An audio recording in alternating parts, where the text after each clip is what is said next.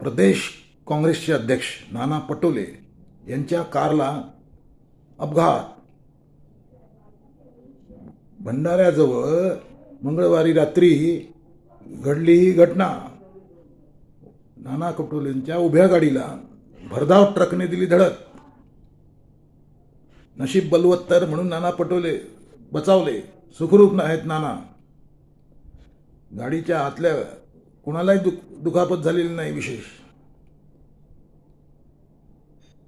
परंतु गाडीच्या मागच्या भागाचं झालं आहे नुकसान. नशीब बलवत्तर नाना बचावले आहेत. म्हणजे प्रचारसभा आटोपून नाना पटोले परत येत असताना झाली ही दुर्घटना.